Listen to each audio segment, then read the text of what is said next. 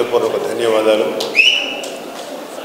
మీలో చాలామందికి తెలుసో తెలియదో నాకు తెలియదు, కానీ మేము మెడ్రాస్ నేను దగ్గరుండి ఒక కరస్పాండెంట్ ఉండేవాడు. వాడు చాలామంది అభిమానులు లెటర్, అప్పుడు ఫోన్స్ లేవు, లెటర్స్ రాస్తే ఆ లెటర్స్కి సమాధానం ఇస్తూ ఆ సినిమాకు సంబంధించిన సమాచారం చిరంజీవి గారి ఫోటోగ్రాఫర్ ఇవి దగ్గరుండి చూసుకునేవాడు. సో అలాగా ట్రావెల్ చేస్తుండగా ఆఖరికి మేము 1993 or 94లో హైదరాబాద్ వచ్చాం ముగ్గురు మునగాళ్ళు సినిమా తీయడానికి.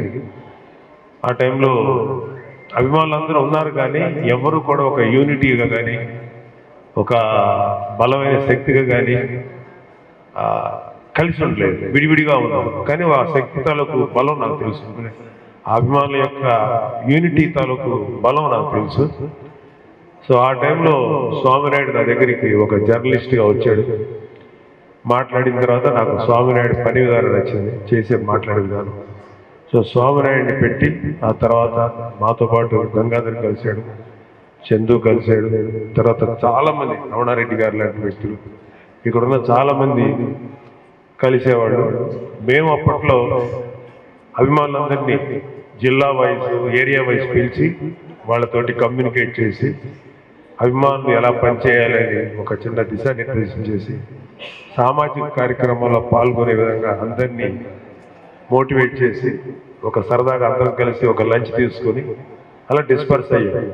ఆ విధంగా మాకు 1998 ఆ టైం కల్లా 96 కల్లా బలమైనటువంటి మెగాభిమానుల ఒక శక్తి, ఒక సైన్యం సమకూరింది.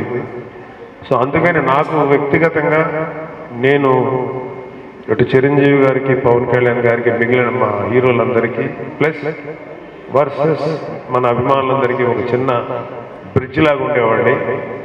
సో మీ అందరితో నాకు వ్యక్తిగతంగా చాలా పరిచయం. నేను అభిమానులు ఎందుకు ఇష్టపడతాను అనేదానికి ఒకటే మాట. నేను క్లోజ్గా అబ్జర్వ్ చేస్తున్నప్పుడు మేము బయటకు వచ్చిన, అంటే మేమంటే చిరంజీవి గారు, పవన్ కళ్యాణ్ బయటకు వచ్చిన పాపం వాళ్ళు ప్రతి ఫస్ట్ డే సినిమా రిలీజ్ అయినా ఏయో బ్యానర్లు కట్టి, కొంతమంది ఏమో అన్నదానాలు చేసి, కొంతమంది రక్తదానాలు చేసి, ఇలా ఎంతో చేసేవాడు. సో ఇలా చేసే అభిమానులు ఎన్నోసార్లు మా కళ్ళ ముందు తోపులాటకు గురయ్యో, సో మా మనసు చాలా బాధపడేది. పాపం వాళ్ళు ఎంతో కష్టపడి వచ్చారు, వాళ్ళకి కొంతమందికి ఇలా జరుగుతుంటే మేము ఇది మన పవన్ కళ్యాణ్ గారు చూసి అప్పట్లో అసలు 100 days ఫంక్షన్స్ చేయటమే మానేసి, పవన్ కళ్యాణ్ గారి సినిమా ఎన్ని సినిమాలు సూపర్ హిట్స్ ఉన్నా ఈ ఫ్యాన్స్ వీళ్ళు పడే బాధ వాళ్ళేమో అలాగ ఆపలేము అభిమానాన్ని. సో ఓకే, మనం ఫంక్షనే చేయకపోతే పోద్దు కదా, వాళ్ళకి ఎటువంటి ఇబ్బంది ఉండదని ఆలోచించి 100 days ఫంక్షన్స్ ఏమీ చేసేవాడు కదా పవన్ కళ్యాణ్ గారు. అది ఆయనకి మీ మీద ఉన్నటువంటి ఇష్టం, ప్రేమ. సో ఈ ఓవరాల్ ప్రాసెస్లో చిరంజీవి గారు ప్రజారాజ్యం పార్టీ పెట్టడం, దాంట్లో మన మెగాభిమానులందరూ ప్రజారాజ్యం కార్యకర్తలకు చాలా చురుగ్గా పాల్గొన్నారు. సరే, మనకున్న కాలమాన పరిస్థితుల దృష్ట్యా ప్రజారాజ్యం పార్టీని కొన్ని తప్పని పరిస్థితులు కాంగ్రెస్లో విలీనం చేసినప్పుడు మొట్టమొదటిగా బాధపడింది పవన్ కళ్యాణ్ గారు. ఆయన అయితే ఆ విలీనం చేసే టైంలో ఆయన దానికి దూరంగా ఉండి, లేదు మనల్ని నమ్మి మనతో ట్రావెల్ చేస్తున్న ప్రతి ఒక్కరికి, ప్రతి కార్యకర్తకి న్యాయం చేయాలి, వాళ్ళ వైపు నిలబడాలని చెప్పి, ప్లస్ రాష్ట్రం తాలూకు సమస్యలు అప్పటికే మన దేశంలో, మన రాష్ట్రంలో ఈ పొలిటికల్ పార్టీ పీడిస్తున్నటువంటి రాష్ట్రంగా చూసి మన ప్రజలకు ఏం న్యాయం చేయగలుగుతాం, ఎలా చేయగలుగుతాం, వాళ్ళ లివింగ్ కండిషన్స్, జీవన ప్రమాణాలు ఎలా మెరుగుగా చేయాలని చెప్పి చాలా కాలం పాటు ఆలోచించి 2014లో జనసేన పార్టీ పెట్టారు.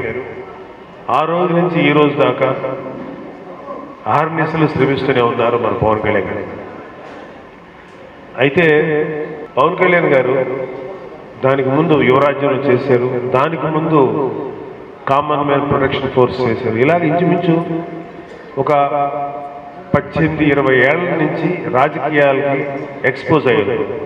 సో ఇప్పుడు పవన్ కళ్యాణ్ గారు ముందుకు ఇంకా 2019లో అత్యంత నిరాశాజనకమైన ఫలితాలు వచ్చి కూడా పట్టు వదలకుండా ఈ రోజు కూడా యుద్ధం చేస్తున్న వ్యక్తి పవన్ కళ్యాణ్. లైఫ్లో సక్సెస్ వచ్చినప్పుడు చాలా థ్రిల్లింగ్గా ఉంటుంది, చాలా ఎక్సైట్మెంట్ ఉంటుంది. మీరందరూ కూడా చిన్న విజయమో పెద్ద విజయం లైఫ్లో సాధించుంటారు, ఆ ఎక్సైట్మెంట్ ఉంటుంది. అదే ఫెయిల్యూర్ వస్తే చాలా డిసప్పాయింట్మెంట్ ఉంటుంది, మనందరం అనుభవించింది.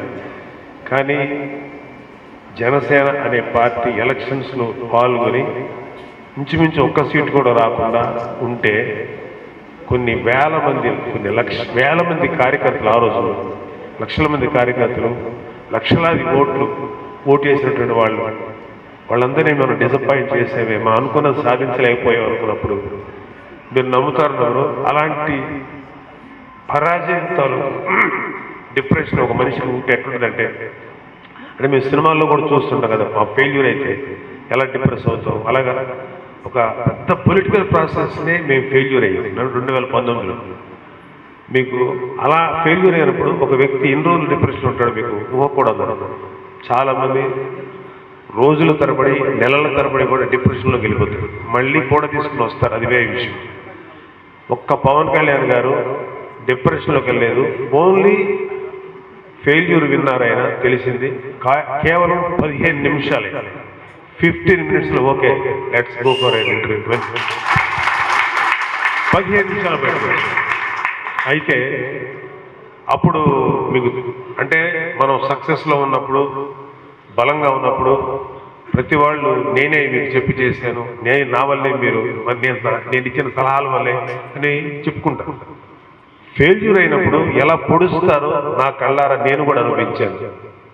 ఒక కళ్యాణ్ బాబుతో పాటు నేను 2019లో నర్సాపురం ఎంపీగా నిలబడినప్పుడు మనం అంటే తెగ అభిమానించే ఒక గ్రూప్ వాళ్ళ నాయకుడు వచ్చి ఫెయిల్యూరు ఇలా కాదండి మీరు ఎలా చేయాలి. ఎప్పుడు కూడా ఫెయిల్యూర్ అయినప్పుడు నేనైతే ఫెయిల్యూర్ అయిపోయిన ఎవరైనా కానీ ఫెయిల్యూర్ అయితే ఆ వ్యక్తిని ఎప్పుడు విమర్శించను, ఆ వ్యక్తిని ఎప్పుడు కమాన్ నెక్స్ట్ మళ్ళీ ఫైట్ చేద్దాం లేగు అంటాం తప్ప. కానీ మమ్మల్ని కుళ్ళ పొడిచారు, ఒక్కొక్కడు కుళ్ళ పొడిచారు, మేమేం భయపడలేదు. ఇంకా నన్నే అంత చేశారంటే పవన్ కళ్యాణ్ గారికి ఎంత రేంజ్ ఆఫ్ ప్రజలు వచ్చింది. అయినా సరే ఆయన ఏమి మొక్కవరు, ఎందుకంటే ఆయన ఒక 5 ఏళ్ల ఎలక్షన్స్ కోసం 10 ఏళ్ల ఎలక్షన్స్ కోసం కాదు, 25-30 సంవత్సరాల మీ భవిష్యత్తు కోసం నిలబడిన వ్యక్తి ఆయన. సో ఆయన డిసప్పాయింట్ అవ్వాలి, కాకపోతే అలా సైలెంట్గా కూర్చోరు. చాలా సందర్భాల్లో పవన్ కళ్యాణ్ గారు చెప్పుకుంటారు, గుర్తుందో లేదు, సుగారి ప్రీతి ఒక చిన్న పాప, 16 ఏళ్ళ పాప, ఆ పాపను దారుణంగా అత్యాచారానికి గురి చేసి చంపేసింది. ఆ కేసు జరుగుతుంది, తల్లి పోరాడుతుంది, సుగారి ప్రీతి తల్లి.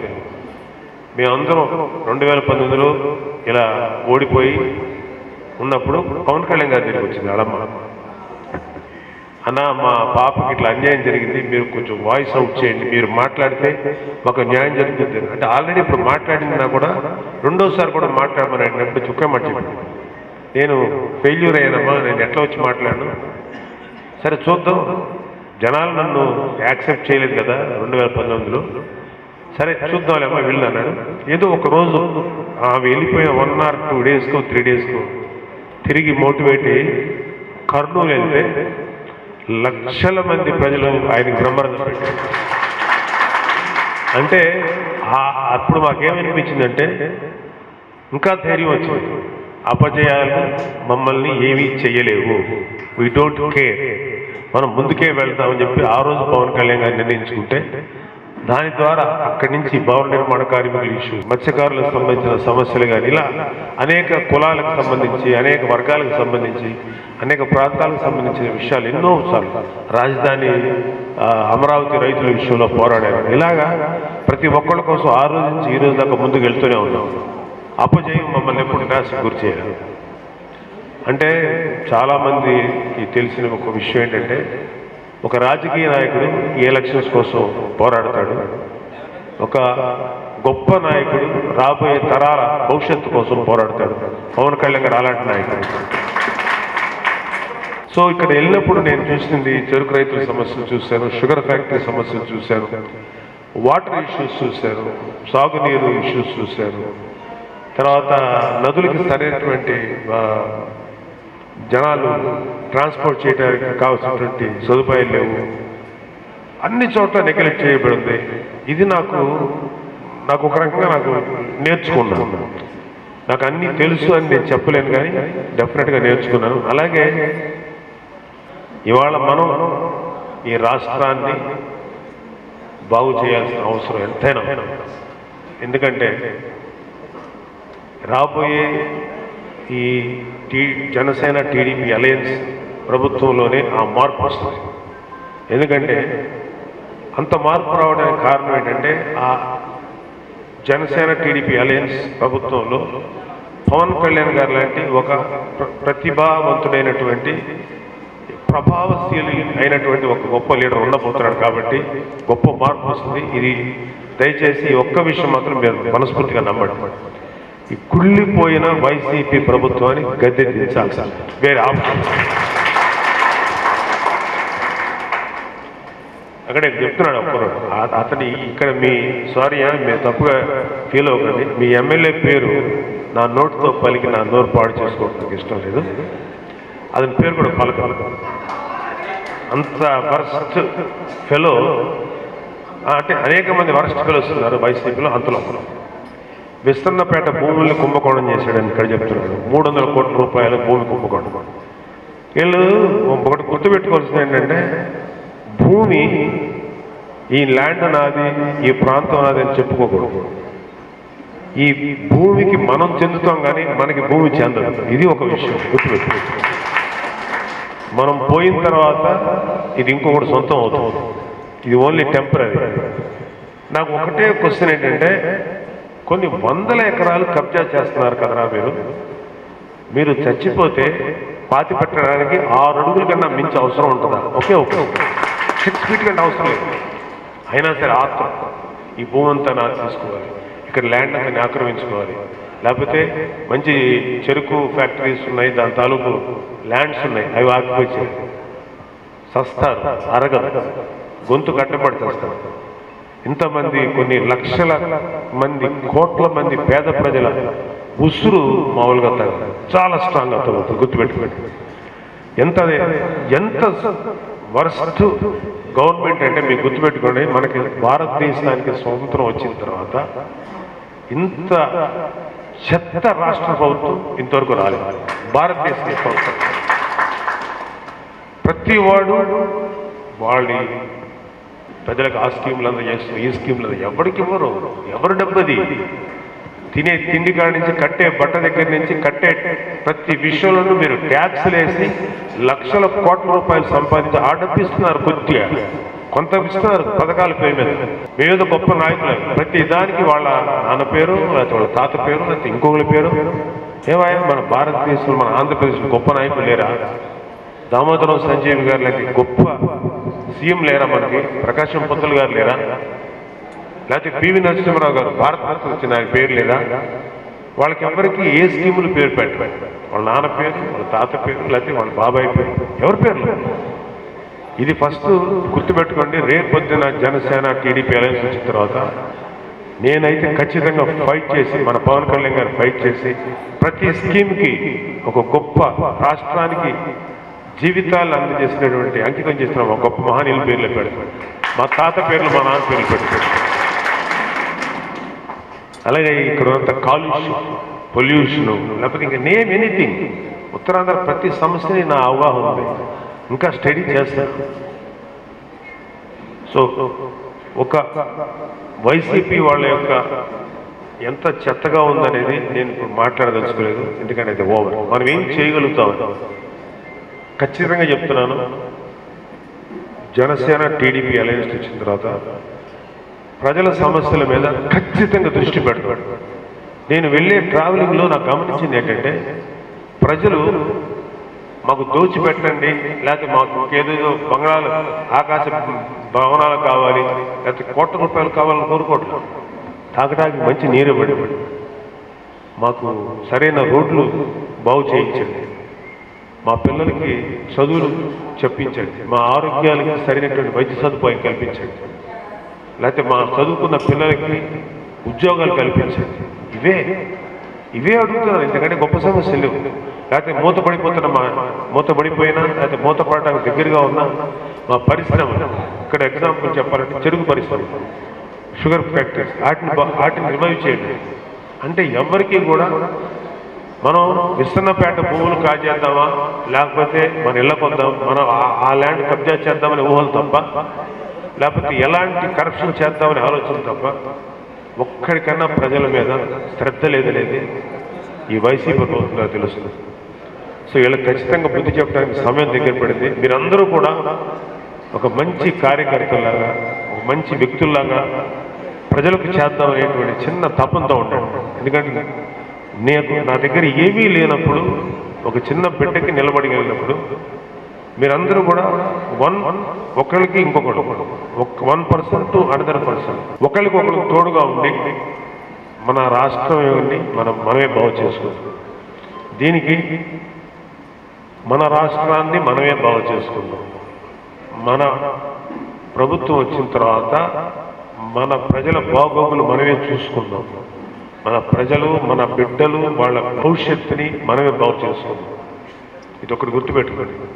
లాంగ్ బ్యాక్ జగన్ రెడ్డి గారు ఒక అద్భుతమైన మాట అన్నారు ఇట్లాంటి మీటింగ్లో, రాబోయేది మన ప్రభుత్వమే, మన బిర్యానీ, మన పళ్ళెంలో బిర్యానీ మనమే తిందాం. చాలా గొప్పగా మాట్లాడారు. ఆంధ్రప్రదేశ్ రాష్ట్రాన్ని బిర్యానీ పళ్ళెంలో మార్చుకొని తినేశారు. ఆఖరి ముద్ద తింటున్నారు, ఇంకా అయిపోయింది వాళ్ళు బిర్యానీ పళ్ళెం అయిపోయింది.